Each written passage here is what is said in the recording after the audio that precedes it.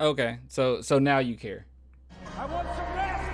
Are we having fun yet? All right, so before I get started, and this is not going to be a long video by any means, I just want to say sorry. I want to say sorry because someone's actually working on my next door neighbor's apartment, and it is really loud. They're using drills and everything, so you might hear it during this video. So I just apologize for that. But anyways, Dejounte Murray. So I've been saying this for the longest, man, and it seems as if people are just now getting upset about it. Spurs fans are they're finally angry. They finally had enough. And these tendencies that DJ has shown has been here forever. Like, he's taken shots at the Spurs organization before. He's taken shots at his own teammates before. This is nothing new, but now, since it seems like a subliminal cryptic shot towards the Spurs organization or Spurs fans, now you're upset. Now, because he's on a different team, you see it in a different light. No, this has always been the case with DJ. I've always said this. This isn't a hatred video. This isn't a me saying, oh my God, yeah, he's just such a terrible person. Because I don't think he's a terrible person. I'm sure he's a fine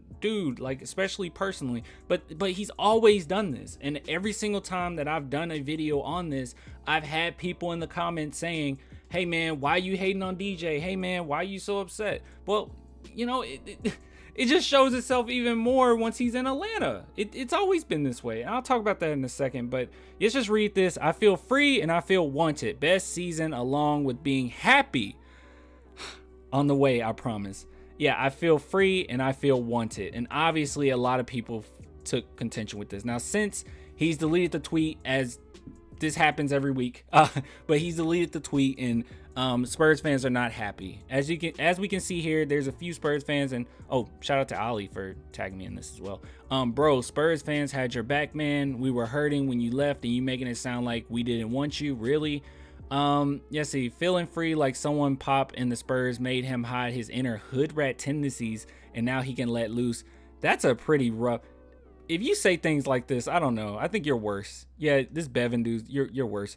He is highly emotional. One moment he's hot, the next cold. In 8 months, he'll be saying shady-ish about ATL. I think that's part of why the Spurs let him go. Yeah, who knows? Look, it doesn't matter. None of this matters. But DJ has had this tendency forever. He did it before, when he didn't have the starting point guard position. When the San Antonio Spurs were going off a pretty good season with Derek White, and they needed him to come off the bench and allow Derek White to start at point guard. He took point guard out of his bio. He took Spurs out of his bio. Then he unfollowed all of his teammates. This is nothing new. He's done certain things like this before, where he does cryptic messaging, or he'll take a shot at the organization. He did the same thing with the whole Udoka situation. When Udoka went, and we talked about this before, Udoka went to the Celtics, and then he said, hey, you're the only one that believed in me when you know other people didn't. And a lot of people insinuated that who he was talking about with the Spurs front office, which that's the only thing that kind of made sense in that context. But this is nothing new. I guess this is a more so a video just calling out the people that have a problem with this now, if you didn't have a problem with it before. This has always been the case.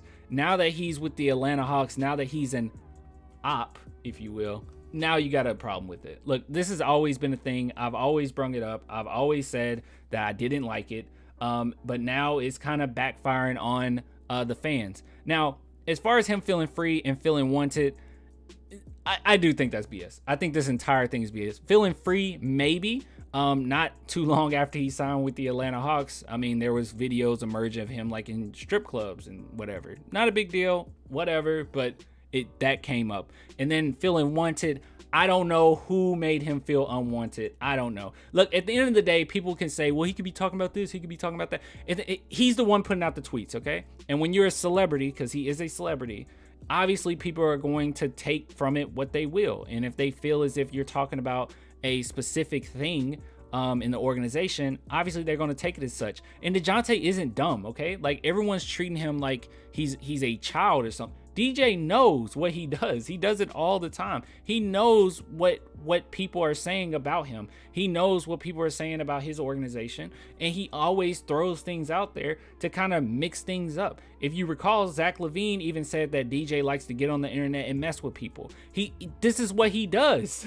When he left the San Antonio Spurs, I didn't think he really cared. I didn't. And I took contention with even his whole speech with the press conference with the Atlanta Hawks, it felt like he didn't really care. So look, guys, he's an Atlanta Hawk now. By the way, thanks for the sub. This happens every time I record. I don't know, it's weird. But thanks for the sub. But anyways, yeah. So I don't know, man. This happens all the time. It's nothing new. And I don't know what you would expect from DJ at this point. So those are my thoughts on it. I really don't care. I really don't care. He's a Hawk now. You be a Hawk, do Hawk things. And yeah, it doesn't really matter. Spurs Nation, baby. Anyways, I'll get with you guys later. I'm just stumbling over my words. I'm kind of upset more so with fans, to be honest. But I'll get with you guys later. You want to support the channel, only $2 a month, Patreon, YouTube, links below. Until next time, bye.